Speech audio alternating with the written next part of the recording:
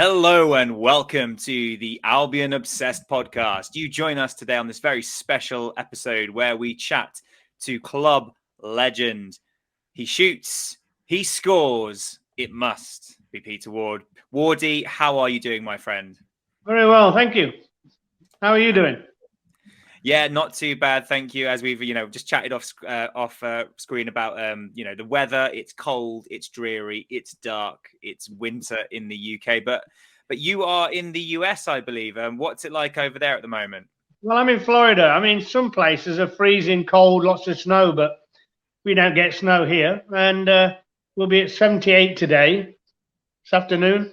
And then I think Thursday and Friday, they said we're going to be in the 80s. So, it's not bad. Not bad. Look, can you send some of that sun over here, please? That'd be much appreciated. Definitely. I'd love some of that in my life right now. But anyway, less about the weather. And today, guys, we're going to be chatting to Wardy about his time at Brighton. We're going to be chatting to him about his thoughts on how Brighton are getting on at the moment during this, rather exciting season where Brighton find themselves sitting in 7th in the Premier League. Sorry. So let's begin. Now, Wardy, I think the last time you were on, I don't think Joe and the chaps asked you these questions, but we like to, when we have guests on now, we like to chat to them about 3 questions just to sort of get a bit of a background of their experience. And as a former player yourself, you can take this however you want. You can take it as, yourself as a player or as a fan, completely up to you. So the first question, Wardy, is, can you remember your first football match? So it could be any team that you've supported, your first match as a young lad. What, going to watch? Yeah, going to watch as a fan, yeah. Goodness me. My dad used to take me to Old Trafford to watch United play. And obviously, we'd go to the baseball ground, Derby. But remembering the first match, I can't remember. That's fair. I mean, I can never remember my first match, to be fair. I think that's completely fair. Either Old Trafford or Derby. Decent. So, Wardy, flipping it on its head now, and in a Brighton perspective, do you remember who your first opponents were as a Brighton player? Hereford. Do you remember the score? And did you score in your debut? 1 each, yes, after about 50 seconds, I think. Bloody hell. Fair enough. And we love a football shirt on this podcast. Tom's got some classics behind him. I believe one of them is actually match worn by one of your old teammates, Brian Horton, which is that one Tom's pointing at there. What was your or what's been like your favourite football shirt? I don't know if you're a fan of football shirts, but there's been so many all-time classics, whether that's a United shirt or an Albion shirt you wore. Bukta, the first ones we had. I have my shirt from then. I've got my debut shirt at Hereford. We wore green, that horrible green. We've got that. I've got my under 21 England shirt. And when I played in Australia, and another couple of squads where I've got shirts. And then from playing over here, I got Beckenbauer's shirt, Georgie Best shirt. I've got quite a few. Canalia. No, that's a pretty decent collection, to be fair. Yeah, that's good. Captain shirts, Carlos Alberto and Beckenbauer, and when they played for the New York Cosmos. Oh, that's pretty damn good, to be fair. That's very good. And then final question, Wardy. Who has been the favourite player of yours to watch? So maybe not necessarily play alongside or against, but as a fan watching a player. So who in your time is really sort of you've watched them and gone, wow. Best was my idol.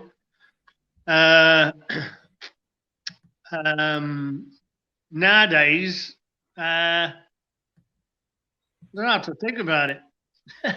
I like to watch a lot of players. Do you know what I mean? Brighton at the moment, it is tremendous seeing Brighton player as they are. Obviously, a lot to do with Potter, but he left. Unreal. But you can't blame him. He's gone to Chelsea. He's took quite a few with him, and hopefully he won't get sacked, because you know what they're like at Chelsea. They last about a year, if that. But he'll have plenty in his pocket. So, but the new manager, De Zerbi, he seems to be doing all right. I know he had a not a bad start, but he couldn't get a win. But we're winning now. Yeah, it's great. I watch all the games. Fantastic. And is there any player in the current Brighton squad that you think, I would have loved to have played with them in my day? I like Trossard. Any of them, actually. I mean, we had a good team when we were up in the top league. But it's nice. I love to see Brighton win. It's great. Yeah, exactly that. And as you said at the start, you're in the US at the moment, in Florida. I believe you're coaching. Are you still coaching? And so what are you up to at the moment, Wardy? I'm coaching. Yeah, that's it. I coach. Fair enough. What age group is that? Is it? I do. I've got a mixed. A couple of teams I coach under 14 and under 19. But yeah, that's the two teams I have at the moment. Okay, we're seeing more and more US players sort of come through into the top European leagues, and especially in the Premier League. There's a couple that I've got my eye on at the moment. Do you feel like there's definitely a shift in the US of more players wanting to make it to the bigger stages? Yes, and I think there's a lot more. I mean, it's like Europe being one country.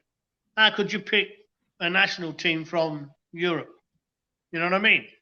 You could have 5 or 6 national teams here in the US, and they'd all be as good as each other. There's a lot of good players that it's really difficult.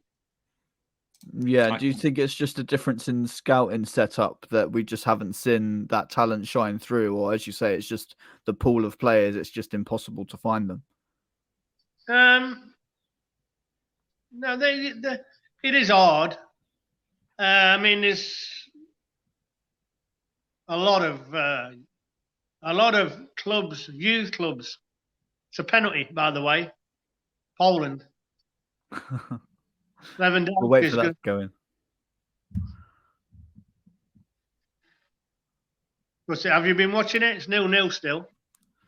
So we feel strongly about so some of us aren't, some of us are on the Albion Obsessed podcast. Me and Tom have chosen not to, just through what we don't agree with the state of Qatar, etc. But yeah, it's something that we just made the personal choice on, really. England? I did tune into the England game, but other than that, I'm trying to sort of stay away from it. And I was at work. I'm a teacher, Pete, so I was at work. So my school wasn't allowed to put the game on anyway, which we were some of the staff were, and some of the children were less than pleased about. But as you can imagine, there were lots of mysterious absences yesterday, but they're all back today. So. Oh yeah, I bet. Yes. Yeah, the mysterious case of World Cup fever, I believe it's called. Shower. So it's still 0-0. Ah, there you go. He always turns up at World Cups, that guy. Where does he play? Does anyone know where he plays? Lewandowski? No, Ochoa, the Mexican keeper. Yeah. He's had 54 World Cups, hasn't he? Yeah, he just comes out of the woodworks. Fair play to him. So, Wardy, just really quickly, just still on American soccer, if you like. you know, we've spoken to a lot of fans that are based in the US. We've had the Stateside Seagulls on. We've had the Brighton Bard, who's a British poet but lives in Oklahoma. I always find it quite interesting to chat to people about the MLS and just like the sort of the level that is over there, and the fact that the game is growing so rapidly. Do you think that hosting the next World Cup is going to be a big factor in getting more people stateside more interested in soccer? No. I mean, where the soccer is in the MLS teams, they get really good crowds. Full. I mean, Atlanta get like 70,000 each game. They fill the stadiums. But I mean, there's a lot of states that don't. You could ask them any football question, they have no idea. They wouldn't even know if the United States were at the World Cup. So, on the whole, I'd say it's the most played sport with kids. And nowadays, when I first come over here, your top 5 sports personalities were either American football, basketball, but now people between the ages of, I don't know, 14 to 25, they'd say Ronaldo or Messi, or so. There's a lot of people. I mean, they're having parties here around St. Pete and Tampa. You know, big screen watching the US play yesterday, and it'll be huge on Friday when we play the US.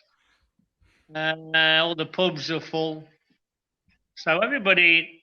I mean, the Rowdies are here. They're in a lower league now, but you know, their stadium only holds about 10,000. But it just depends where the team is, whether they get good crowds. Yeah, I mean, obviously you're based in Florida. In Florida, you've got Inter Miami and Orlando City. I mean, is there much of a taste for sport? I mean, obviously with Inter Miami, there was a lot of stuff about David Beckham and, you know, getting some household European names. I mean, does that really sort of compute with the American soccer fan, or are they just like, oh yeah, it's just another franchise opening up? No, the soccer fan is they know all about. I mean, they have the Fan Fest over here where I went to one. It was in Miami, and it's mobbed. And this was December, and it was like 80 degrees. It was beautiful.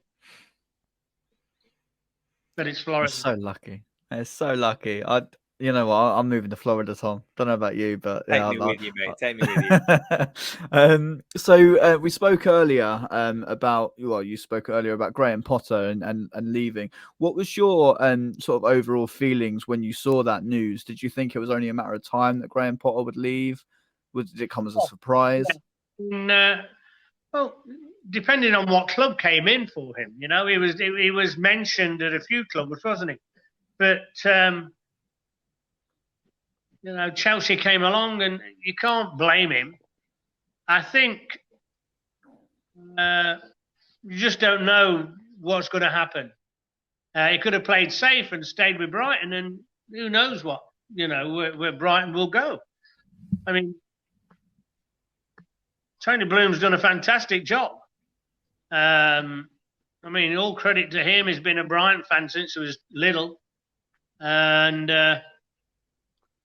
it's remarkable stadium. It's just perfect, isn't it? It's I'll be there in the new year sometime. I haven't been for a couple of years because of, you know, obviously the pandemic and everything else. But yeah, can't wait to see them again live. Oh, that'd be fantastic. I'm sure there'll be a nice seat laid out for you, Wardy, and I'm sure that's what they're putting in. Have you seen they're doing loads of work to the Amex at the moment in the winter break? So they're getting ready for something special. So hopefully they'll put something good on for you, Wardy. Yeah. That'd be nice. Talking of the the Premier League managerial merry-go-round, as it were, during your playing career, Wardy, I mean, was there ever any sort of moments where you had a similar situation where a manager would move on, and as a player, you sort of just have to sort of go, oh, okay, and just wait for the new gaffer to come in? Well, my first season where I played I played the last 8 games. I come into the team, played the last 8 games of the season, and Pete Taylor was manager. And he gave me a new contract, and then he left, went back with Cloughie, and Alan Mullery came in. So you just get on with it, Whoever's boss is boss. It doesn't change the fact. The only thing I was worried about is because I was in for the last 8 games of the season, whether I'd play the next season. But obviously I did. It happens, doesn't it? You can't do anything about it. And it's when like nowadays, players just can do what they want, can't they? Can leave. I'm leaving. I want to transfer. We couldn't do that. We had no say whatsoever in the situation of whether you could move or. I mean, I had teams coming in for me, but no.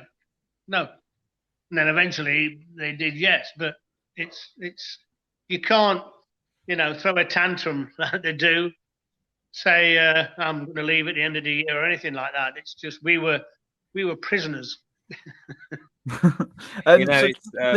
We've heard similar players of playing through the 70s and 80s have said very similar things, and it's as you say, it's a very stark contrast to how things are at the moment. I mean, just last week we saw one of the biggest players on the planet do an interview and pretty much ostracize himself from a club. I doubt that would have happened in the 70s and 80s. No, we'd have got shot. What do you think about the phrase, because it gets bandied around a lot in the modern game, especially, of players stopping playing for the manager?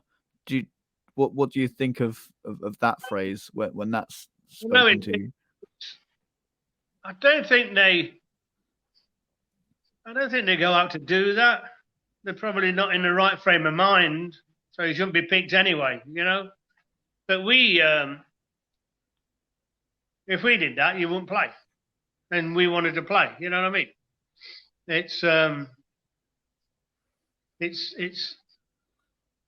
It happens though, doesn't it? I mean, you can see it's their attitude.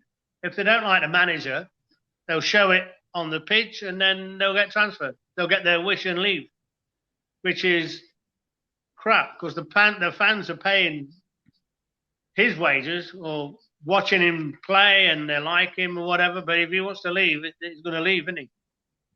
We couldn't do that ever. Yeah, as you say, completely different world. And I mean, just on that point, Wardy, do you think it's changed for the better, or do you think that it's some aspects are better, some perhaps not so much? Yeah, definitely some are better, but it's there's not a lot. I mean, I think it should. There's not a lot of players that do it, but you can see if you don't like a manager.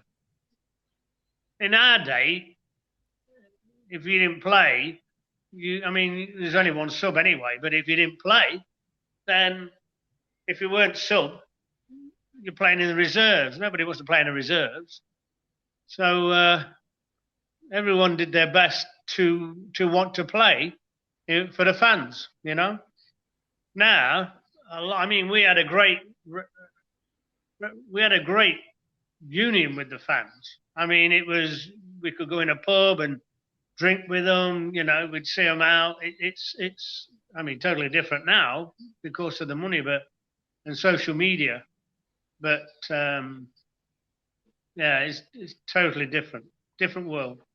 You can't do anything as a player now. nothing at all. Nope. As it's No, on everybody's phone, it's weird. Talking of managers coming and going. Obviously, it was a bit of a weird situation with the Graham Potter when he left, because we were 4th in the Premier League at the time, and De Zerbi came in and he took over a team that are flying in the Premier League. That doesn't really happen often. It's normally a manager takes over because they've been sacked because they've been rubbish. Brighton, as you say, yeah, 4th. We were 4th, and I think it was still above Chelsea, or on goal difference, I believe. So he's got more money to spend on players. He's obviously a bigger fan base. Well, in the stadium, at least, anyway. But I think as a club, I would have stayed. I mean, you'd never, because he was safe at Brighton, and he'd be safe for many years. But going to Chelsea, he's probably safe for about 6 months. It's just the way it is, isn't it? Yeah, and he went through a spell. I believe it was 1 win at home in a calendar year, and we stuck by him through that. And we waited for it to come good. Chelsea fans won't. I mean, the Brighton were playing well. They just couldn't score. Right? They were drawing, but we still need a goal scorer. What are you up to in the new year, Wardy? Are you going to dust off the boots? Maybe jump on the plane? Yeah, I still play. I play over 60s. How many goals this season? Yeah, I think you'd give Danny Welbeck a run for his money. You and Welbs up top. Perfect. Yeah, you've got to score sometime. Hopefully, after the World Cup, when we get back to normality, I think he's going to score. He has to. He scored a penalty in the Carabao Cup, so we'll take that. And that must have done something for his confidence. But a lot of fans getting on his back. What's your opinion on Welbeck as a striker? He's never been a prolific goal scorer. I like him. He shows well. He holds it up well. He heads it. He's never been a great goal scorer, but he gets goals. You know what I mean? He's not a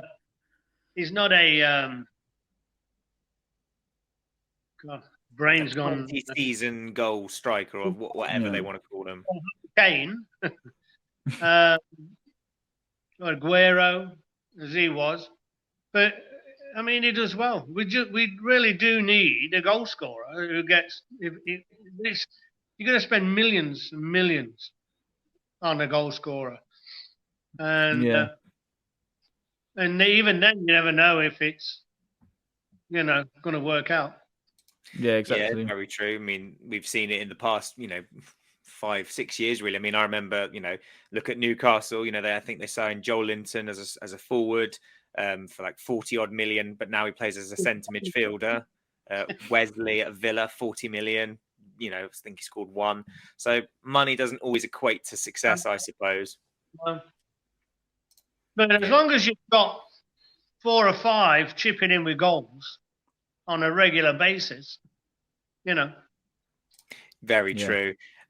One of the things that new Brighton boss Roberto De Zerbi mentioned, Wardy, a few weeks ago, Joe, was that Brighton fans could dream of one day soon playing in Europe. Do you think that's a realistic target for the Albion over the next, say, 5 years or so?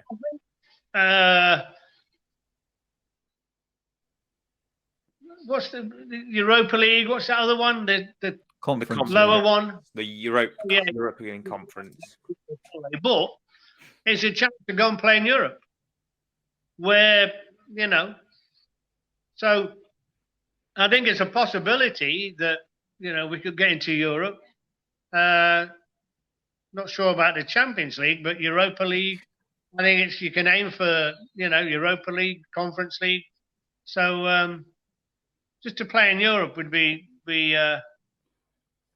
it'd be nice, especially for fans. Yeah, it's definitely not out of reach. We've seen Burnley get there. We've seen Wolves get there. West Ham get there. I know West Ham obviously probably on paper a bigger and more well-off club than us. But there have been teams that are roughly the same as us that have gotten there. I remember when Burnley got into Europe, they drew Aberdeen. That's a glamorous tie for them. Glamorous tie. They're thinking, oh, we can go to Turkey, we can go to Scotland, Aberdeen. Off you go. Oh. I know, but hey ho. So what have you thought on De Zerbi so far? Then, obviously, you said it took him a while to get a win, but we've seen a 4-1 win against Chelsea, and some really positive performances. Yeah, I mean the Chelsea win obviously was inspired by the fans, inspired by the Potter was there. I think it was on the cards all day long that we were going to beat them. I mean, the players reacted to the fans in that game. We killed them. I mean, it could have been more. Yeah. Unreal. And Yeah, when it started off at Liverpool, wasn't that the first one? 3-3 yeah, at Liverpool. I mean, that's unreal.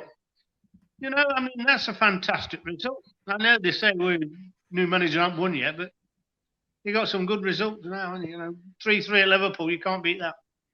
Yeah, and players often say that they never worry if the performance is there because they know it will come good, and the performances have always been there. Even when we played Man City, we were all over Nottingham Forest. We should have won that game comfortably. So we yeah. I know. Yeah, we think it's really positive from a fan's point of view. And you mentioned the atmosphere at the Chelsea game. I was lucky to be there in the North Stand, and yeah, it was absolutely inspired by the fans. The atmosphere was unlike anything I've ever witnessed at the Amex. So hopefully we can keep that going, and I really feel like we could make the Amex a fortress again. I think so. Yeah. Yeah. I mean, United have been a few times now, not one. I mean, we beat them on a regular basis now. That's an easy 6 points a season. I remember being at the Amex when we beat United 1-0, and it was the first time we'd beaten them since I was playing, because I got hundreds of texts saying, because during the match, the cameras zoomed onto me because every match is live in the US. And it said, well, there's Peter Ward. The last time Brighton beat United, Peter Ward scored the goal. And I was just non-stop texting. Just saw you on the TV, And in the stand, you were sending brainwaves to Pascal Gross. You will score a goal. You will score a goal. He also scored United. It's he does. No. Remarkable. Love it. He's at the right time. Did you I'm just jumping in there really quickly, Wardy, because as you say, Pascal just seems to love scoring against United. Were there any teams that when you played frequently, you just always seemed to score against? Wolves. Not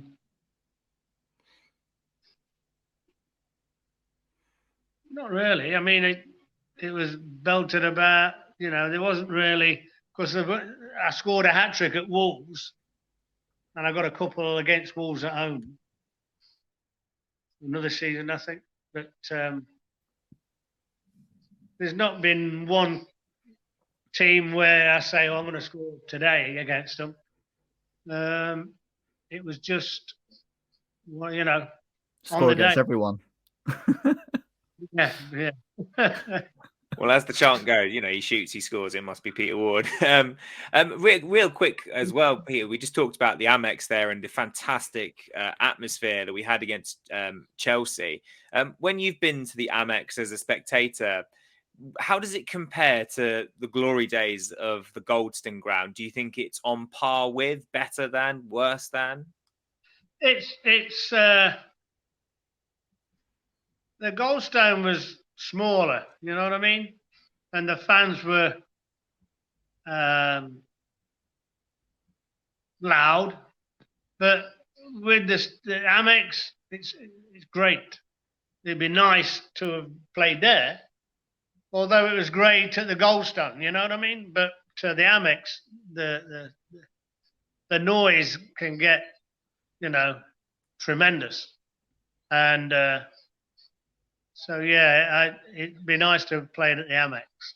But, have you ever been lucky enough to grace the Amex pitch in like a charity game or a testimonial? They had the Renf game, the Robert Eaton Memorial game. It was played once at the Amex, so yeah, I did grace the Amex. Yeah, lovely. I'd love to play on that pitch. It's like a carpet. Beautiful. Beautiful. Yeah. Somebody sent on his shot he scored. Somebody sent a highlight of when we played Man City, and I scored. And you're looking at the pitch, and you're thinking, how the hell did we play on that? I mean, it's just mud.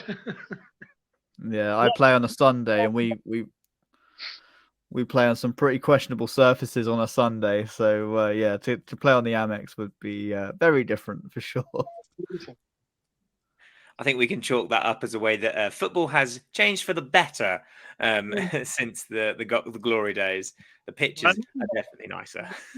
Playing at Derby, whenever we played there, it was the only grass you could see on Derby's pitch was in the corner flags. That was it. It was just mud. I mean, divots. Oh, it's awful. Terrible. But that's the old days. And now we've got hybrid 4G with grass and padded seats. Oh, yeah. Oh, much better. I mean, it's if you can't play on that sort of surface, you can't play anywhere. No. It's perfect. But all the perfect. What's that? I say all the grounds are the same now. They've all got great pitches. Yeah, exactly. Yeah, where was the apart from maybe Derby, where was the worst pitch to play on?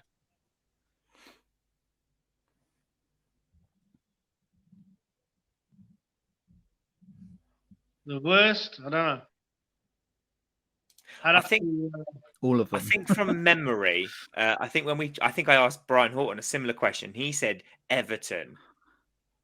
Was Everton? It was. I used to like playing at Everton because the crowds were there. You know what I mean? They're on top of you because the stands go up. And the atmosphere there is pretty good. I've always wanted to ask, what does it feel like? I've never asked a professional footballer this or ex-footballer this. What does it feel like to hit that ball, see it hit the net, and then hear the roar of the crowd? What is that feeling? Better than sex.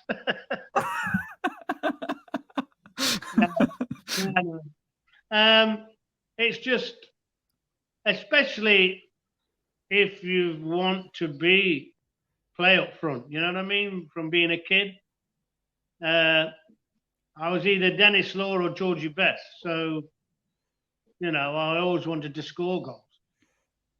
Yeah, it's a fabulous feeling. Yeah, I just couldn't imagine it. Like I get a good feeling when I score on a Sunday, and that's in front of a man walking his dog. So I can't imagine what it would be like in front of 40-odd thousand people. It's just, spectacular. Yes, it is exciting. I bet. Now, Wardy, we've got some questions for you from some of the Albion Obsessed listeners. So apologies. I'm sure you've heard some of these questions before. So apologies if you have heard them before. But it's just some of our regular viewers would like to know. So the first one we've got here, Wardy, is who was the best manager you played under?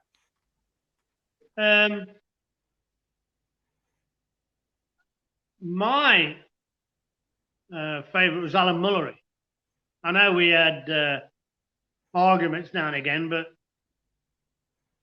I thought he probably got the best out of me. I mean, Clough and Taylor won European Cup, so they're probably the best, I suppose. But for me, I thought Alan Mullery was great. Decent. I really like this question that we got in. So we take the team you played in the top flight for the Albion. They're in their prime against the current Albion team. Who wins that match? Of course, we do. And how many red cards are there? Really? No, I think it'd be a good game. If we had the same bringing up, where now they're probably fitter than what we were. But if we had the same fitness regime then as they do now, I think it'd be a good game. Oh, I'd pay good money to see that. We just need to invent a time machine, and then it'll be fantastic. I'd love to see Wardy go up against Dunkey. That would be fantastic. That'd be like, Brian Horton in the middle. It was at the end of the season a few years ago, and all the Brighton players are there as well. We're in a club. I can't remember what it was called. And Duffy's there. And I'm talking to him, and I'm thinking, he's huge.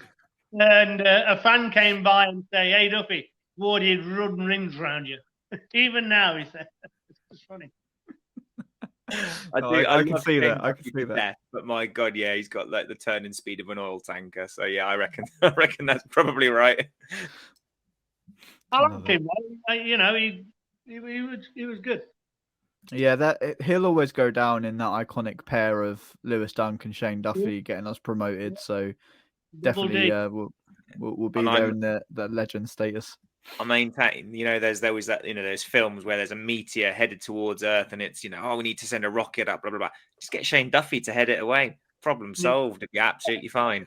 Absolutely man mountain, as you say. Another one we've got here, Wardy, is who was your favourite strike partner that you had in your entire career? Spider. I mean, it has to be, because we just knew what East was doing. It was uncanny. Ray Clark was good for a time. Obviously, when I was at Forest, Trevor Francis was not bad. But I think just going back, Ian Mellor was probably the best one I got on with. Yeah. And how did that relationship stem? Was it just completely on the field, or was it an off the field thing? Was you good friends as well? Yeah, I think the whole team were good friends. You know what I mean? We got a Hove place after a match, but everybody was there. All the players went wherever on a Saturday night going out. We're all together, so it wasn't. And I think now we'd probably be all in jail if they had social media, what they have nowadays. But we had great times. We were totally as one, and with the fans as well. Yeah, and that relationship is just so important. I mean, as you say, like being linked with the fans, really, really important, because there must be times when you're feeling down and out in a game, but they're the difference. They're the people that pull you through. Yes. Yeah. Yeah. They're still great, the fans. Tremendous. We try. We do our best. Talking as fans, we create so many memories. I've got so many already from going to the Amex. But what is your most memorable goal scoring for the Albion? Is there one that you put on a pedestal, or? There's one. I got the chest volley against Man United, because growing up I was a United fan. To score the only goal of the game against them was fantastic. I've scored better goals, but I think that one, because of the situation, was I was very happy. I couldn't imagine me scoring against Brighton, though. I think I'd purposefully miss. I know. Like Zamora did. the first time I came back to Brighton with Forest won 1-0 and I scored a header. I mean, I don't score headers, but it was a header. Unreal. Unbelievable. Was you trying to miss it? Yeah, obviously. I genuinely think Zamora did that. We played against West Ham, and I think he missed a penalty, but it was like one of those you've clearly shanked that on purpose, because I don't trust Zamora to miss from the spot. But anyway, we digress. Wardy, there's just one of our listeners, Sean Coleman. He just wanted to he sent in this quite personal story. I think it's really nice. He says he met you as a 10-year-old kid, and he did a photo shoot for Top Soccer magazine at the Goldstone ground. Don't know if that's ringing any bells. He just wanted you to know that he met you again at the Amex shop with his son when it first opened, and that you are still his idol. The one on, up to the railway station, that shop? No, when the Amex shop first opened, he met you again with his son. Yeah. Oh, okay. Wow. So yeah, he wanted to share that with you and ask if you still remembered it. So he's got that memory. The magazine shoot thing, yeah, I remember that. But I met a lot of fans in the shop, so remembering one would be, especially when you've not warned me about it, to think about it. That's fair. That's fair. Final one, Wardy. Going on. Sorry, Dunk and Duffy. Because Dunk's only got one cap, right? I was there at Wembley for that game against the US. So I saw him play as one cap. What did you make of his performance that night? I thought he played well. Yeah. It's a bit of a sticking point amongst Albion fans that he's only got one cap, because we are biased. But we do. I mean, I genuinely think he's certainly better than some of the centre backs that get picked. No, definitely, I agree. I like him. I think he's good. Yeah, he's a Brighton lad through and through, and he's one of our own. Final one from me, Wardy. And it's a bit much. I respect that, but how does it feel to be like held in such high esteem from Brighton fans, young, old, middle-aged, I suppose? It's really nice, and I thank everyone for it. They've always been nice to me.